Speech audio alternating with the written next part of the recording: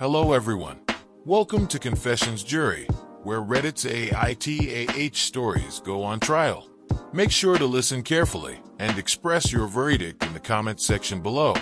Moving on to the first case. Case 1. Am I the bad person for telling my husband that he absolutely ruined the birth of our child? Hi everyone. Our daughter is now 8 weeks old. So obviously this whole argument has gone on a very long time. We both have been holding grudges, and neither of us think that we are wrong. My husband does not know I am posting this, so I am going to keep it as anonymous as possible. So when I got pregnant with my daughter, my husband started in immediately telling me that I should have a home birth. I really do not know why he was so adamant on it, but he was.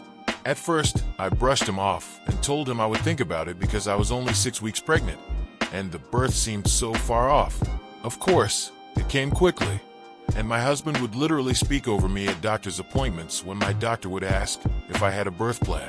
This caused a few arguments between us in those 39 weeks of pregnancy. But I never really changed my mind. Eventually, my husband's mother sat down and talked to me. And she told me all of the reasons why they did not want me to go to a hospital for the birth.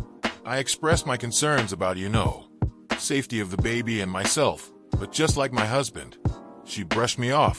I ended up telling my husband that I would take myself to the hospital when it was time, and that I did not want a home birth. He acted as if he didn't hear me. We met with a doula, who was also very pushy. I felt overwhelmed and not supported at all. I was 36 weeks at that point. So, when I went into labor, I was 39 weeks, and I absolutely begged my husband to take me to the hospital where my doctor is. He wouldn't. He spoke to me condescendingly, and called the doula instead. I was in labor for about 3 days. Active labor for around the last 22 hours. I cried the whole time. I just felt something was wrong. I was scared, and oftentimes they left me alone. The doula told me that if active pushing and labor reached 24 hours, I had to go into the hospital. I remember thinking that I could not decide which was worse, staying in labor for another 2 hours or having my baby right there. When she was finally out, I don't even remember wanting to hold her. I just remember crying out of relief. Obviously, I am okay now, but I did not have a good experience. On my first appointment after birth with my doctor, she was very shocked I had the baby. She was concerned. I was so upset. I told my husband that he absolutely ruined it for me. I truly never want to go through that again. I hear mothers say that they forget all the pain the second they have the baby, but I didn't. I love my daughter so much, but it was horrible, and it was entirely his fault. So, I told him that several times. He rolls his eyes every time and tells me how mothers are strong and how I am not trying to be strong. I told him that if we ever have another baby, which he wants, that I will never do a home birth ever again. His response is, "We'll see." I cannot possibly be TA here, can I? Everyone around me is acting like this is so normal. But it's not, is it? What do you think about this one? Lay down the hammer in the comments section, and let's move on to the second case. Case 2. Am I the bad person for ending my relationship after my girlfriend said no to marriage? I, 41M, have been dating my ex-GF, 39F, for nearly 6 years. Our relationship was a good one. For years ago, I informed her family and friends I was going to propose to her while we were on a family vacation and received their blessing and well wishes. The night I proposed, I tried to make the night as memorable and perfect as possible.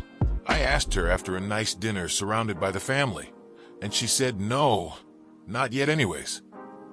I was quite hurt honestly, and went back to our room to think things out and not overreact. A few hours later she came to the room and asked me what was wrong and why I left the group. We had a fairly long conversation as to my feelings and her reason to deny my proposal. Turns out she didn't think I was ready for the commitment just yet, so I took her thoughts to heart and informed her I understand her reasoning. However, I was raised in a way where you take a no for a no, not a maybe next time. She asked me to just wait a bit longer until we were in a stable place, and I agreed. 8 to 10 months later, she started dropping hints that she was ready to be married. I can't wait for our wedding. Our wedding is going to be spectacular.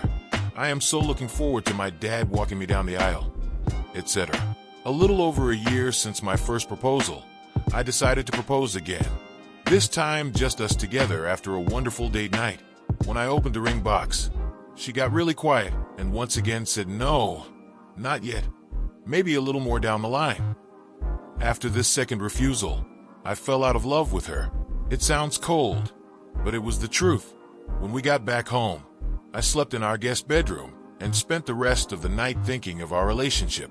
The next morning, she asked why I didn't sleep with her in our bedroom, and I told her the truth and informed her that I think we need to end the relationship. I informed her that I take marriage very seriously, and I do not want to be lead on, and this time this no was the final no on the subject. I gave her a month to find a new place to live, and since then I have been receiving texts and emails from her friends and family informing me I am a heartless bastard and trying to get me to give her more time and not be a callous asshole. My friends have my back on this and understand why I ended the relationship. Am I the bad person? What about that? Who would you rule for? State down your ruling, and let's move on to our third case. Case 3. Am I the bad person for refusing to take birth control when my boyfriend asked me to?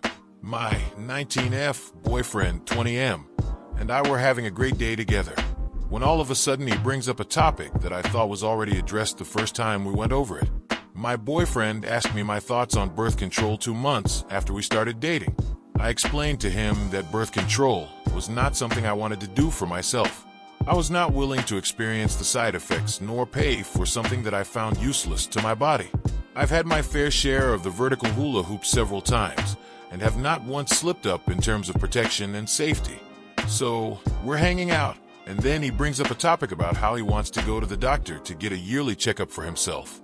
I'm thinking, okay, nothing wrong with that. Absolutely. Go do that for yourself and your health. You go. Next thing I know, he's redirecting the conversation, trying to convince me to go to a general checkup once a year, get checked out by a gynecologist, and I mean nothing wrong with that either. It wouldn't hurt to go get that checked up if I have the means to be able to do so. Then he starts, I know we've talked about this in the past before, and you told me you didn't want to do it. I nervously ask him, are you asking me to go on birth control?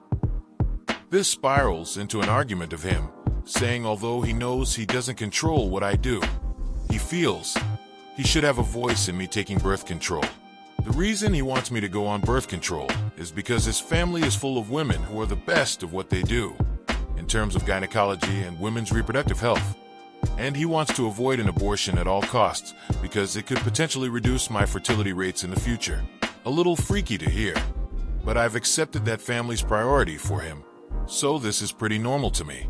And it's a broken record of me explaining to him, no, you do not have a say in what I put into my body. Well, what are your reasons for not wanting to? I shouldn't have to provide you a reason. It's my body, my choice. But I feel I should have a say. Eventually, I explained to him I felt frustrated and offended. I understood he has family who has explained to him the positive effects of birth control, but that's not something that I am willing to take. I told him he does not have a say on if I take birth control or not. However, he does have a say in if we will continue to have sex or not. He seemed pretty flabbergasted after I said that, looking at me like I was purple, had 2 heads, and 1 big cyclops eye. Now that 2 hours have passed since we talked about this, I'm trying to determine if I was just overreacting about the situation or if I truly do have a say in whether I take birth control or not. I don't know what to rule for. What do you guys think? Type your verdict in the comments section as we move on to our next case. Case 4. Am I the bad person for threatening to divorce my husband? Saturday morning, my 17-year-old daughter got into a bad car wreck an hour and a half away from our home. Her and her cousin were on the way to a charity event when a car cut them off. I get to the hospital, she's still in my work uniform, to find out she needs emergency surgery. I should mention, despite being an emotional person, I shut down when super stressed. My family calls it Vulcan mode because I get so logical/practical it's stupid. My husband and I are discussing what to expect with the medical team when he says he's going to take a short nap in the car. I look at him and flatly say, if you walk out that door, I will divorce you Monday. He sits in the chair and waits for us to finish. Sunday morning rolls around. After a successful surgery, we decide to have breakfast in the cafeteria. He tells me that I made him look bad, and the only reason he wanted to nap was to stretch out his back. I understand he has a bad back from being 6 feet 8 inches, but I really needed him beside me. So AITA, before you ask, my daughter is going to be fine. Just a ruptured spleen and broken arm. My niece has a collapsed lung and had surgery as well. Both are expected to make a full recovery. What do you think the fair ruling should be? You hold the power of judgment. State your ruling in the comments section below. Thank you for watching. We hope you enjoyed this video. In life, we may run, but we can never hide from true justice. Stay safe, everyone.